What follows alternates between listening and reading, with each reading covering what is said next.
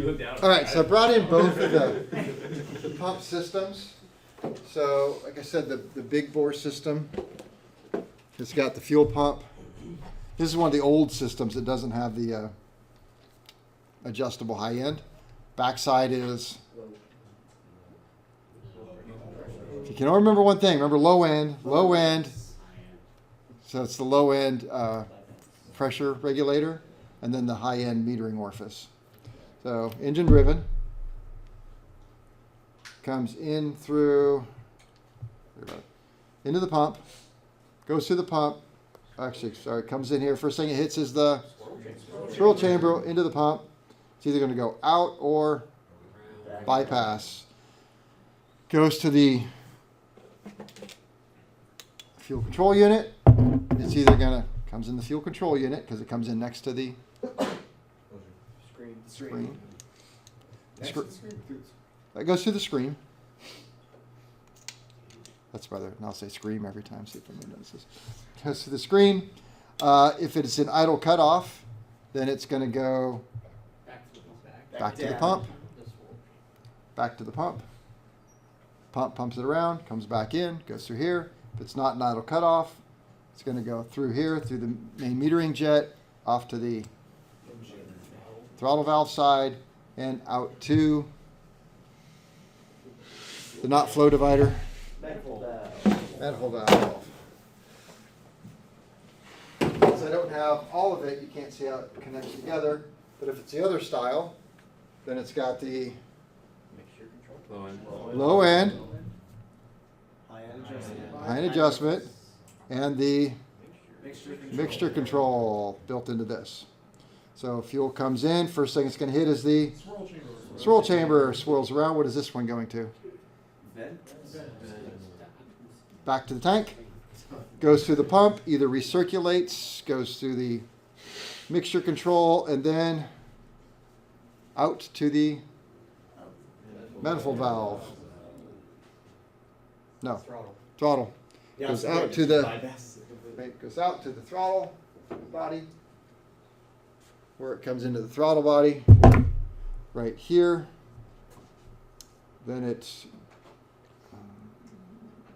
comes in the throttle body. I have to think about it. I think it comes in this way. I have to look at the drawing. If it comes in this way, I think it comes in this way. Goes to those two sliding discs, out to the manifold valve. Is that bleed in the middle of the Y? Right there, it's a manifold pressure gauge.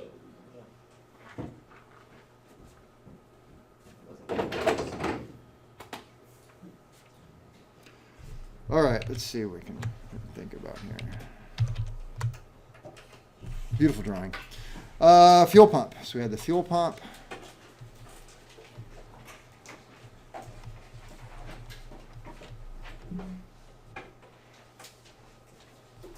It is a positive displacement rotary vane pump.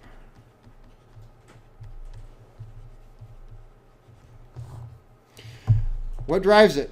The engine. Is that important?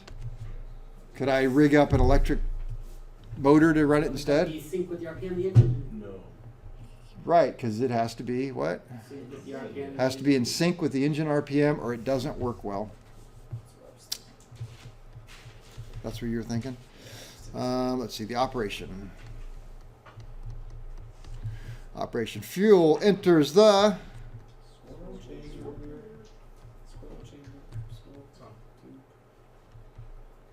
swirl. Oh, it's actually called a swirl well in my notes here. I call it swirl chamber or vapor separator.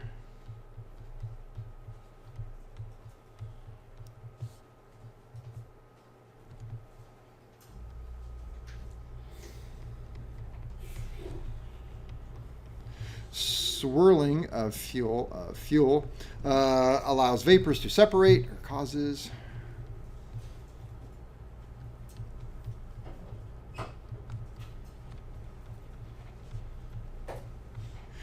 vapors to separate and float to top of chamber and float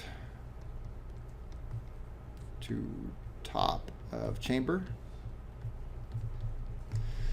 So that one year I kept calling it a swirl chamber. I don't know if you guys noticed, there was a girl here the other day, 2 girls that came in on a motorcycle. One of them, she's an incredible artist, and I just met the other one. And so she drew this really cool picture of a squirrel. It's in my notebook. You can actually see it at the lecture, the table there. And so I opened up one of these things, and inside was this picture of a squirrel. It was really cool. So I kept it. So it's a squirrel chamber. Scrolling to the top of the chamber. Let's see. Fuel enters the pump. Enters the pump. Not the pump assembly, but the actual piece of pump right there. Fuel leaves the pump, and then fuel leaves pump and is either sent to what? Fuel control unit, or Back to the inlet side. through relief valve. Or Stephen, what's the third thing? Back to the fuel tank. No. First has to go through the vapor ejector. Which, you're right, back to the tank. But first through the vapor ejector. So what is a vapor ejector? This is a small pressure jet of fuel.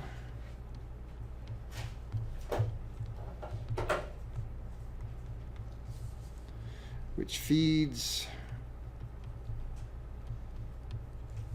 into return line.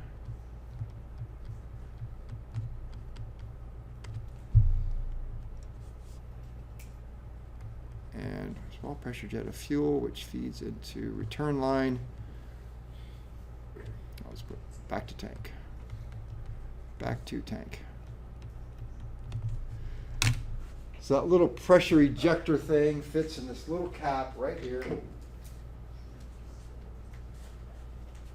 On the top of this, it's very tiny, very little tiny holes. And of course you get to figure out where all these holes go, because they all go somewhere. And when I was in the Navy, we had pressure ejectors like this, but they were like that big around. They ran off a 4-inch fire hose and did the same thing. So it's right there. That little tiny hole right there. Picks up the bubbles. That little hole you probably can't see right there is where the fuel comes in. Comes through here. Little Venturi inside of here. Back to the tank. Let's see. Amount of fuel. The amount of fuel going to the FCU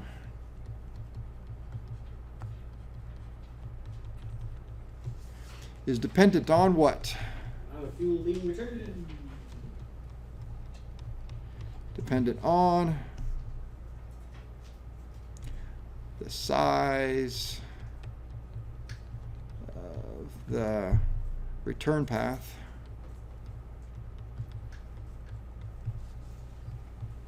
to the inlet side of the pump.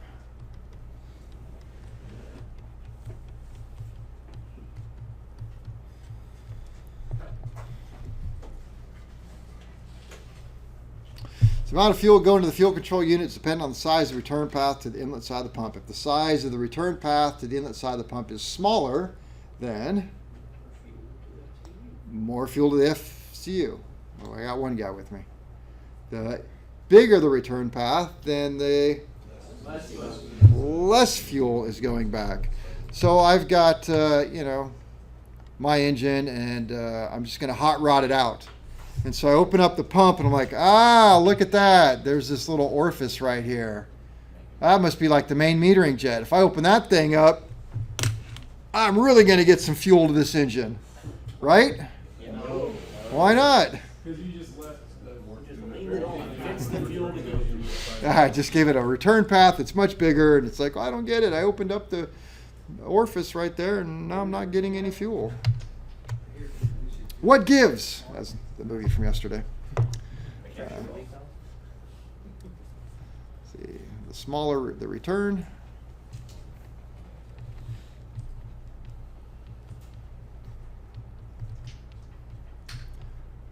The more fuel will go to the FCU. The more fuel will go to FCU.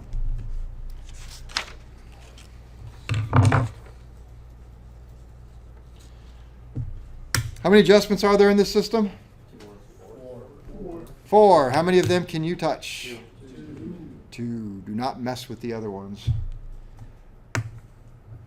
People do in the field all the time.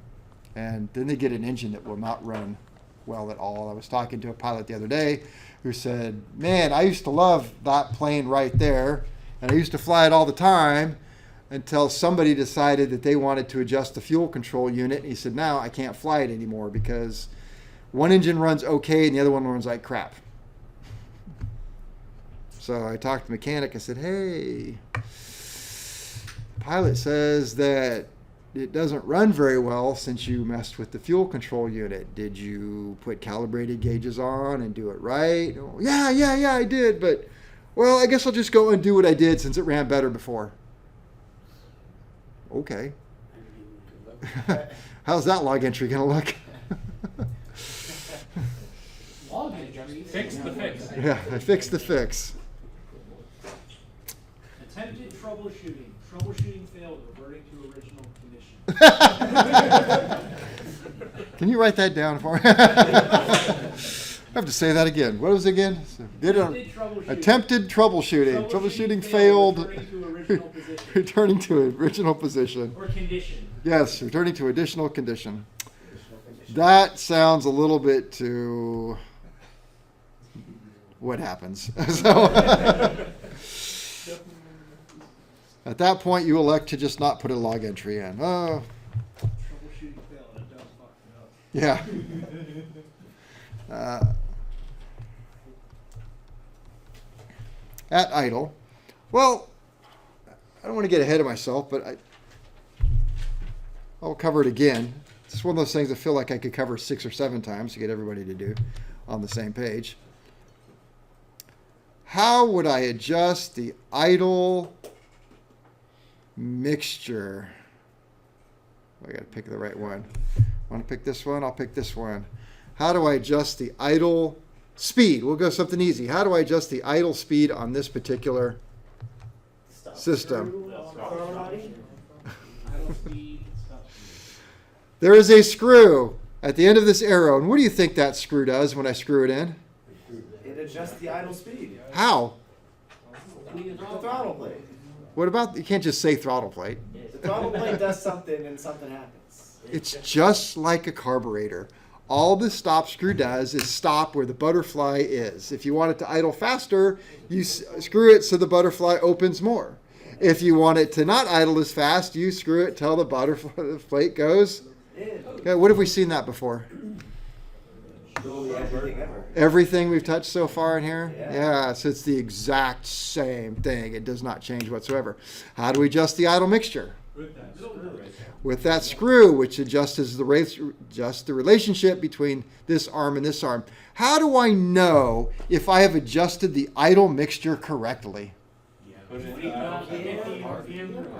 I am going to Idle cutoff. pull it into idle cutoff, and I should see about a 25 to 50 RPM rise as it shuts down. What if I don't see that rise? You're running too late. Adjust the mixture screw. Which way do you adjust the mixture screw? Whichever way makes it do what you want. How do you know what? He's right. How do you know which way makes it do what you want? Well, you do it the first time, and if it doesn't do what you want, you do it the opposite. There is that plan. However, it's a little hard to look at this drawing the way it is, but all you have to do is think about when I open the throttle, it should be getting more fuel. And so just like when I open this one and I open the throttle and I say, oh, when I open it this way, it should be getting more fuel. And this went that way, right? Open more that. So if I open this a little bit more without doing this, I will get more fuel. So just look at the second arm. This is more. That's more. Closing it is less, and that's less. I'll buy that. Okay, or try it one way, and if it doesn't work, revert to additional. What if it gets worse after the second If time? it gets worse, then Whereas both times. Yeah, you just keep making it worse. if it gets worse, then I recommend you just randomly adjust this screw right here. And if it gets worse, then randomly adjust this one right here, because that's just, And then go home, call it a day. yeah, and And then then clock out. And then take one. call in sick the next day until somebody fixes the airplane for you. And then when they come in, they tell you what, yeah, I was going to do that. That's what I said to We're do. real mechanics. Can we just call you, Kevin? What? Yes, Kevin, we're doing this on this plane. you can. I have a rate. Is there a student discount? Oh, yeah, definitely. -30%. Yep. I have one of those shirts. You all seen it. It's like per hour. If you help, if you Yeah, if you watch, watch, yeah. if you've worked on it I before. sent that to a customer one time. I think I got that like last year. One of my students gave it to me. The main meter. Okay, so at idle, the main metering or I can't call it the main metering orifice. I don't want to do that because it's really not. So I'm going to call it the high end. The orifice inside the fuel pump. Yes, the orifice inside the fuel pump. I could have called it that. So I do this for a reason. I just put mistakes all over. You guys are Paper Town? You know what a Paper Town is? Or something? Is it Paper Town? Yeah, map companies used to put fake towns on their maps. Is that what it's called, a Paper Town? I guess. Something like that. Like, why? 'Cause they made So if somebody copied the map, they would just look at it and go, "Oh, look it, you got Hog's Nipple right there, and that town doesn't really exist, right?" So, yeah. So that's my notes. They're just all wrong in the right places, and I know how to fix it. So if anybody tries to use this, all right. The main meter high while at idle, the main or the high. There you go. The high end metering orifice is to what? Come on. What? I don't know. It's too big. Too big. Very good. Too big to meter the fuel. To meter fuel. So the relief valve. The relief valve determines the amount of fuel going to the FCU.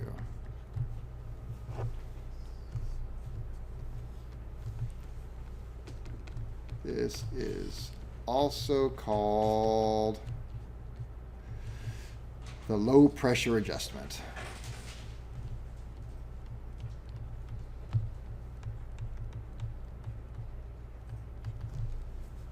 And when do you adjust the low pressure?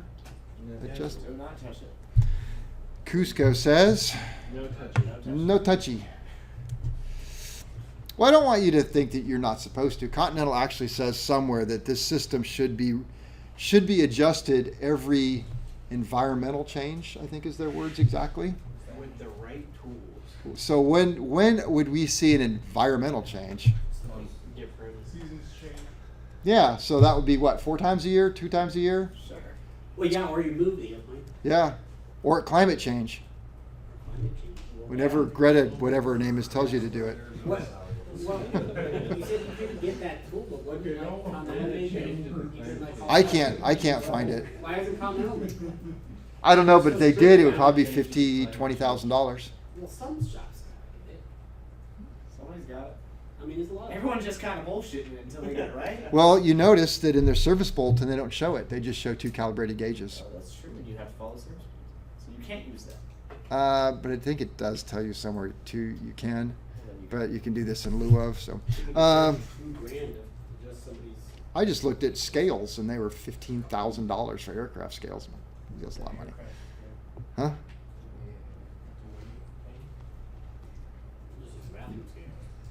I know. We need 3 of them. At higher power settings, the relief valve is wide open.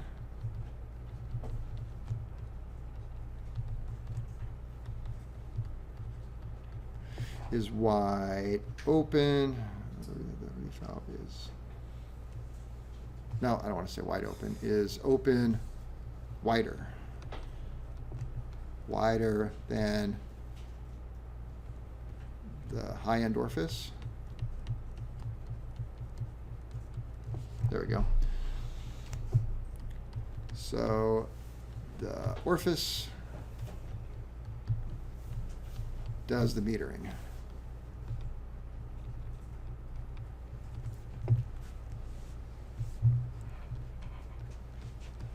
This is the high-end adjustment.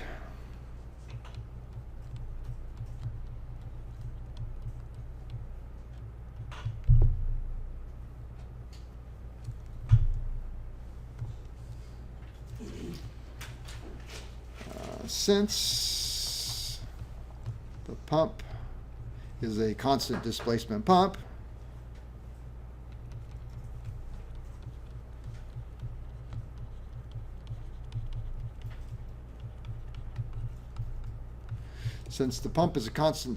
pump, engine speed affects amount pumped.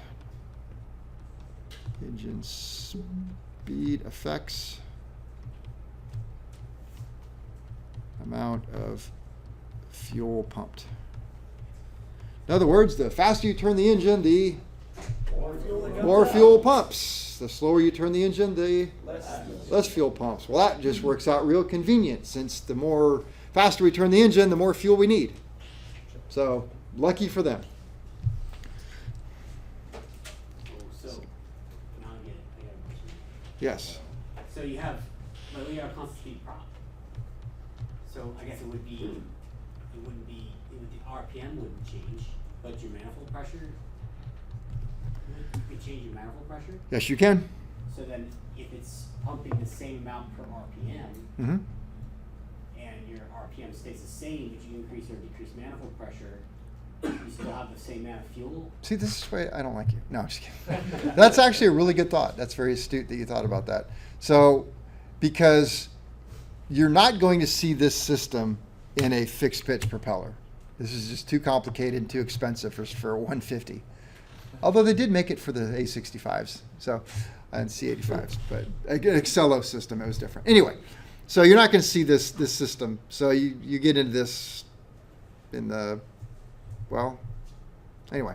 So you're going to see it, I was saying that, but the 172s have a fixed pitch prop and fuel injection, but guess what the 172s have for a fuel injection system? Bendix. So, trying to think of what Continentals, the 206s, a lot of them, God, most of Cessnas are now running Lycomings. But anyway, so you're going to see this in something I'm almost guaranteed with a constant speed prop. So you have a constant speed prop. There are two things that the pilot does to affect the power. It is RPM and manifold pressure. So it would be really nice if I could have 80% power burning the same amount of fuel as 60% power, but it doesn't really work that way, does it? So if I set my RPM at a certain RPM and increase the manifold pressure, that is more or less power. If I set my RPM as fixed, say I set my RPM at 2200, and I increase my manifold pressure from 20 to 2200, did I make more power or less power? Got more air going to the engine, more pressure going to the engine, so that should be more power. Well, if I have more air and more pressure, can I have the same amount of fuel as I did before with low pressure and low? I got to have more fuel, right? So that's your point. Yeah. But yet this didn't really know that, because I added more manifold pressure, which in this would have equaled more That one would. this, but yeah, what would we have gotten here? More what? More air metering force. Air metering force is what I wanted. You're right with impact. So it would have gave me more air metering force, which would have compensated. Well, as we're noticing, how would this compensate for that? You haven't told us yet. It won't. It doesn't know. It can't know. You just can't go full power. Except what is attached to You got your throttle, and then you also have your. Oh, is there pressure that goes in there? what's attached to right here. Your mixture? Throttle. Throttle. So when I open the throttle, I'm going to physically Oh. open up the metering jet. Physically get more fuel. Had me there for a second, I think, about that. Oh, yeah. Yeah, so they're linked together, just like this is. So, oh, by the way, when I open my throttle, what does it do here manually? Yeah, it opens up all. It does the same thing on the Continental systems. So it gives you a little bit more. So the same thing goes for like a forced induction system too, is pretty much with the throttle opening up. Oh, yeah, so if we had a turbocharger, Yeah. same thing. With the turbocharger, you can potentially add a bellows to delay it for something I think I was going to talk about later, maybe not. You can add a bellows into the high-end metering orifice. So a bellows will adjust that high-end metering orifice a little bit. So when you add throttle and you have a low turbo delay, then that orifice is going to be somewhat wide. Compensated. And then as the turbo spools up, it's going to press upon a bellows, which will start closing off that metering orifice, which causes more fuel to go to The fuel fuel control unit. And then as the turbo backs off, it's going to widen up. So yeah, it compensates that way. That was a good question. Dang. Let's see. Dang. Let me see. I wrote has two adjustments. I could say pump has two adjustments. But there, how many in total? 4. 4. What are my pump adjustments? Your high end orifice, low end. Okay, low pressure relief valve. And the high end adjustable orifice.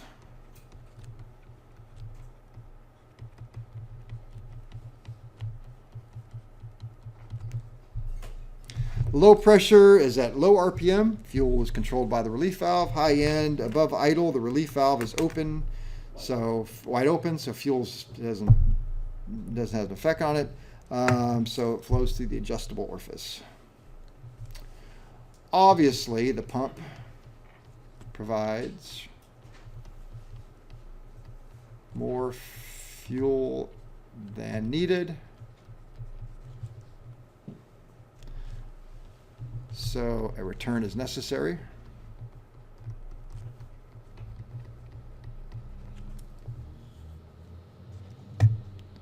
But that's internal. So that's all internal to the pump. That's the whole return path. I don't like, I should not have that. Anyway, we have an integral check valve. That allows boost pump to bypass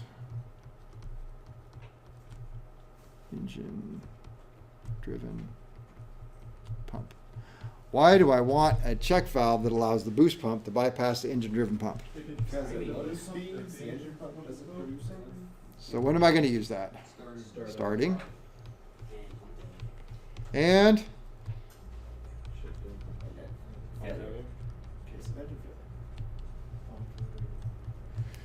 so let's just say I have this system on my aircraft and I want to start it up. So mixture rich, throttle open,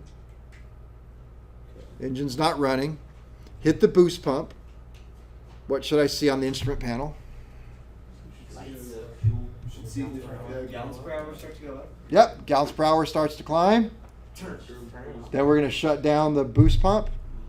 And then we can, however your procedure, I like to pull the mixture back and start it that way. All right, so the engine's running, right? And I decide, well, see, it's kind of a thing with pilots. You don't fly these, do you? Fuel-injected engines. So specifically with Bendix, you're supposed to fly takeoff and landings with the boost pump on. Why is that? Because Yeah, if yeah, it's yeah. fails in midair, you don't want to waste time troubleshooting. Yeah, the engine just quit. You know, you're like, oh, I wonder what I should do. So if the engine pump quits, you already got your boost pump running, and will this particular system really know it? Probably won't notice. Be like, yeah, it's fine. Your dad flies King Airs, huh? But I'm sure he flew these things a lot.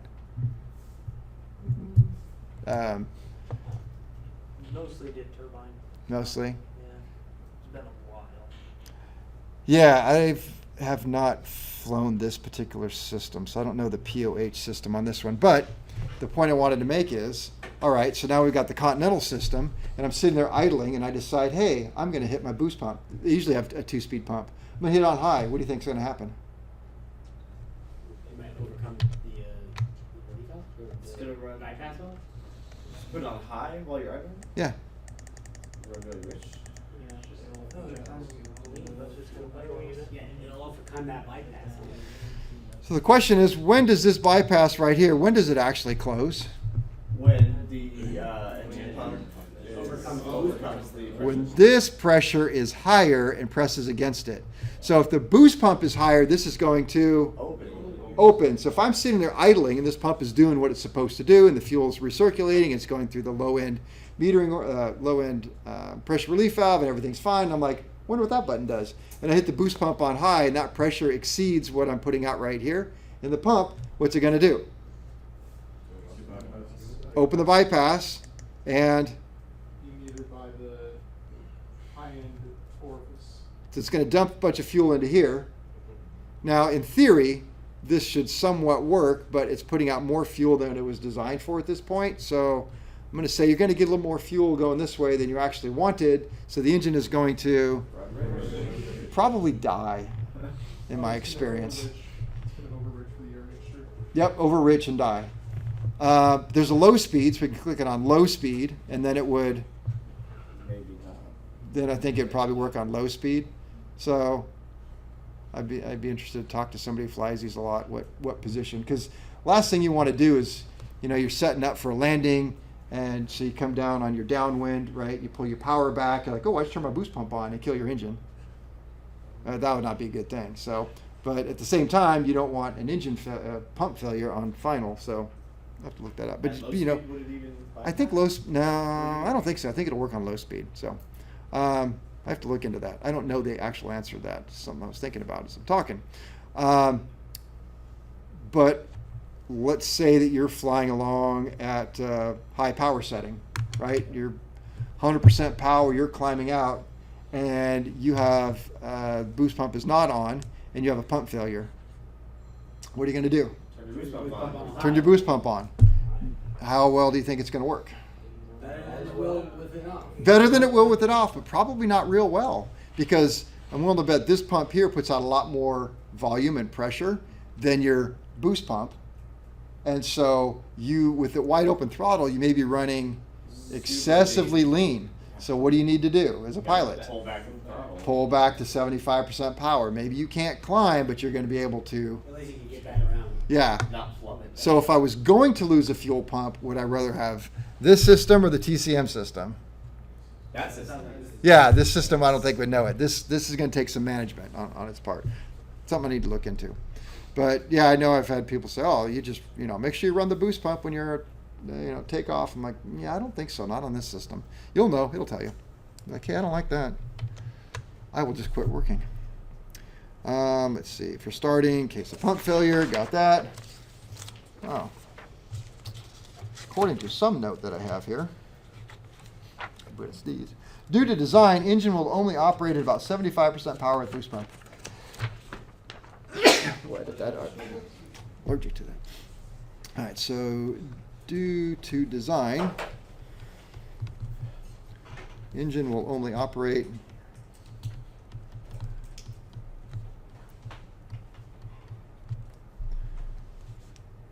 at about 75% power with, let's say, failed engine pump and boost pump on. I'll put high.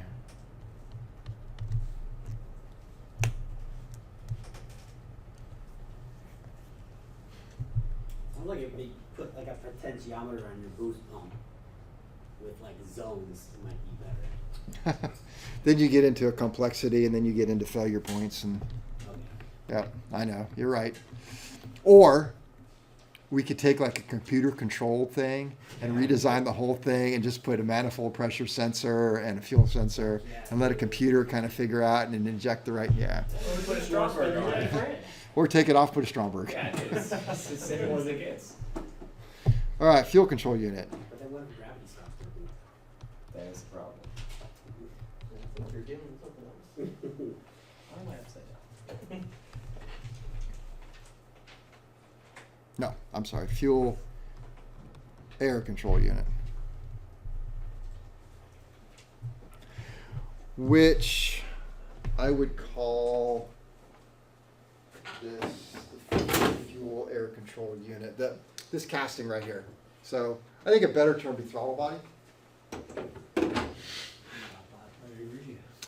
So we call it throttle body.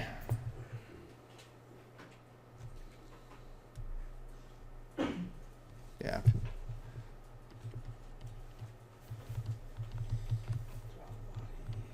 The throttle body. Or, let me see.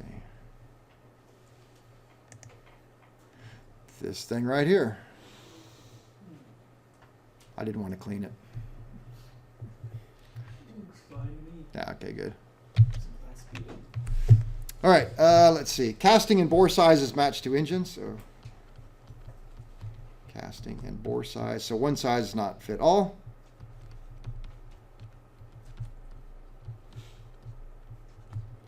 It's matched to engine. The drum on a sawzall in Kirk. That's right. Or if it's too big, a little bit of JB Weld. Was that, what'd you say? JB Weld certified? Yeah, you need to get JB Wells there if you want to do it. Yeah.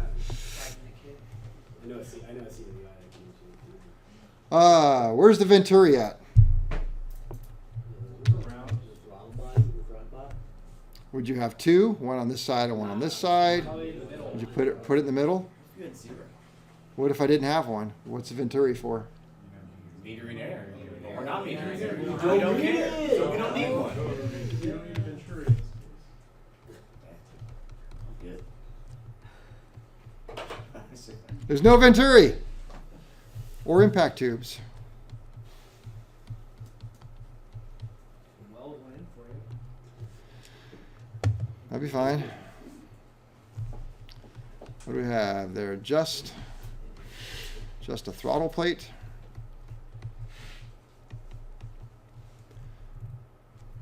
Idle screw and linkage to fuel control unit.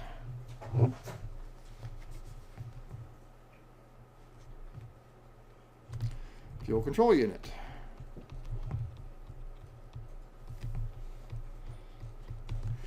I think the fuel control unit's probably one of the harder pieces to understand because of its intricacies. So when you take these apart, you're welcome to. If you're so inclined, you can take out that center plug too. Huh? So you already doing it for? But the thing that I see with these units that would be a real failure point is any scratches on these surfaces. Now, you notice that I was able to just kind of pull it apart. There is a screw that goes in here and through that slot, but you have to push really hard to get it in there and compress this spring because it presses real hard against that plug in there. So any sand or scratches are going to create a passageway for fuel. So you don't want to use things that are really abrasive to push this out, like a screwdriver tip. I use my pencil eraser to pull the metering plug out of the middle. So this is what I would call the main metering orifice, which is just cracks me up to look at that and think, this is probably a 520 or IO 520 engine this came out of. And to look at that and think, at wide open throttle, 520 cubic inches has to get fuel out of that tube. It's got to go through that tube. That's a tiny little tube, but it's a lot of pressure. Want me to pass this around? I was He's gonna about say, to lose it, are you? what's the output pressure on that? And it costs $1,500. Your low ball. Actually, I can do the 20. It's around 5 I'll give you a at low end and I want 30 some at high end, I think. Shut. It doesn't seem like They start doing that. They start doing it, they're like, nope. That's a really good question. I want to know. So, what are the pressures we're talking about? Because I don't remember offhand. Societal pressure, Yeah. viral pressure, Just class 3 parental pressure. This. It can only be so much because it's got the other passages going through the fuel tank and that metering or the fuel pump itself. All right, let me see. What page would that be on? Are you familiar with the Continental Standard Practice Manual, often called the M0 Manual? I am actually. You should be. I don't use the torques out of the overhaul manual. The torques are all down here in the appendix. And they have way more torques available in the appendix B, than they do in anything else. So, I mean, look at all those torques. And zero only for engines? Yeah, it's a Continental manual. Oh yeah, God, why am I fucking up that shit so much today? Check your little, I check your pager. Freaking out. Yeah. I'm sure this is a lot of fun watching this. Ooh, I saw it. Fuel system adjustment. You see it, you were moving so fast. I know, it's just. You just read every page as you went along. Here we go, fuel flow. See, altitude compensat's the IO 360. Let's go to the big bores. 360, 360, 550. There we go. 550, we'll back it up a little bit. Maybe 520. 0470. There we go. IO 550. Let's see, pressure, sea level, flow per hour. So minimum fuel flow pounds per hour 142, max 150. Meter fuel pressure. There we go. 16. That's not a whole lot. Fuel flow pounds per hour. Fuel flow gallons per hour. And metered fuel pressure PSID is 1617 psi. What is that? So PSID? What is that? PSI difference? Now, what RPM? 2,700. 2700. Between the maybe. So, Fucking tired. Still, I mean, let's see. 16 PSI. 27. I'm freaking out. 27. So, I haven't used this chart 16 before. doesn't really seem like that high. Yeah. No, it's really not. Maybe it's Well, not. so, But then oh, wait, again- what was the thing was like but it's per square inch. And Sounds that, yeah, about- that- It's not that tiny It's ass not- little thing. Sounds So a it's lot of inches. bucks ton. yeah. That's more, it is pushing it so hard through it. I feel like a lot, but Right, but 16 psi through a tiny little yeah, that's is what I mean. shooting out like a motherfucker. It's only 16 psi through a large tank. No, it's still shooting out 16 PSI. Proof. Yeah, you just have to use a cuss word. I understand cuss words better. I want to say there's a different Yeah. different chart I wanted. I don't like, that's not the chart I want. I'll go full major pain. Hi, Mr. Handicap Man. Let's see. Fuel, let's see. Thought I'd do a long time ago when a kid was like crying about something. I can't do something.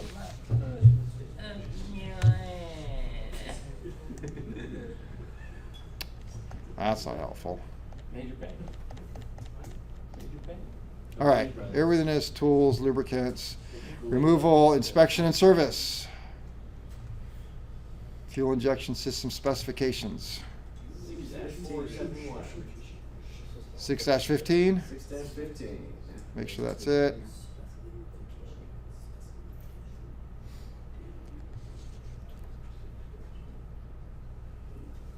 Unscheduled maintenance, prop strike. Yeah, nope. Engine operation, troubleshooting, preservation. 6-15, right? Yes, 6-15. 692. 651. What? 650. Man. 5.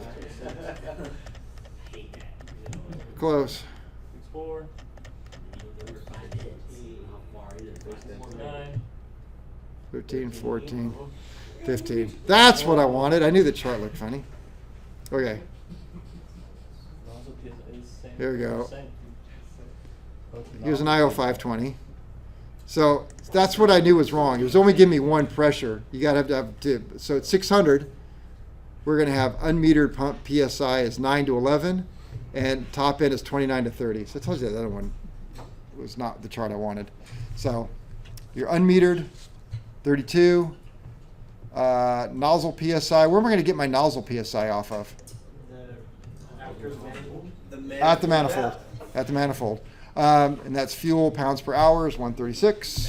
And so Not because that's at the manifold. I was really close. I said about 8 on the low end and around 30 some at the top end. So it depends on your engine. Ooh, look at this one here. That's a lot. What's that LTSIO mean? Left-hand rotation. Left hand rotating. T is Turbocharged. turbo supercharged injected opposed 360. Because it's an L, it's probably a Seneca, I think. They have the L engines on it. The controversial process. Mhm. Yep.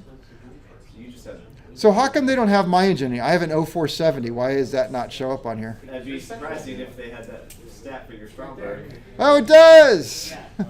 It's Was a trick question, and they throw it on there. I don't know what the GCI is.